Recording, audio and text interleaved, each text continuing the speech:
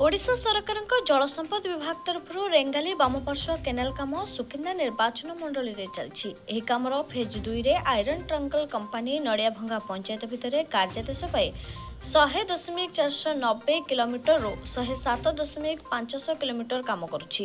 हेले गत 10 दिन भितर नड़ियाभंगार किछि सरकारी दलर बोलाउथबा युवक माने मिलित भाव में रेंगाली काम को बारंबार बंद करने सहित रेंगाली ठिका कर्मचारी तीन थर आक्रमण करने सह जीवन मारिदेवाक धमक देइछन्ति।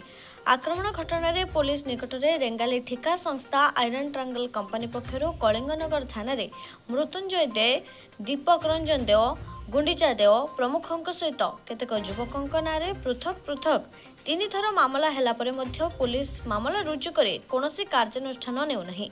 बुधवार विलंबित राति रे नड़ियाभंगार किछि स्थानीय युवक आयरन ट्रांगल कार्य में नियोजित थिबा कर्मचारी पुनर्बार आक्रमण करछन्ति।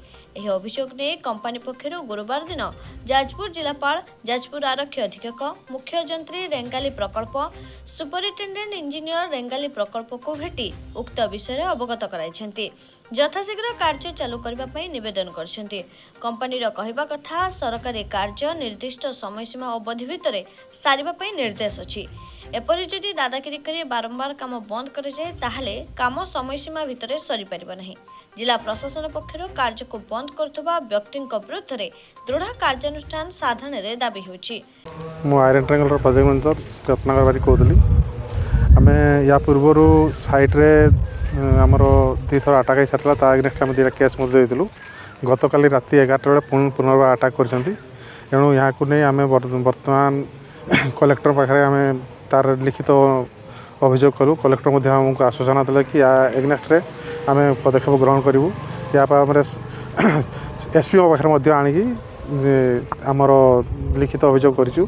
सी कहले आम तार उपर निहाती कार्यानुष्ठान ग्रहण करूँ। दीर्घ दिन है जो आयरन ट्रायंगल उपर एमती अत्याचार चली कौन एपर्यंत कहीं भी कौन प्रशासन कहीं पदक्षेप नौ ना कौन देखो या प्रशासन ही कहीपर कौन पर नौ ना से तो आम कलेक्टर को एवं एसपी सार को निजे आज मीट करी देकर आणिक देला सब आमको आश्वासन देते या निहित निकट में निहाती कार्यानुष्ठान ग्रहण करेंगे।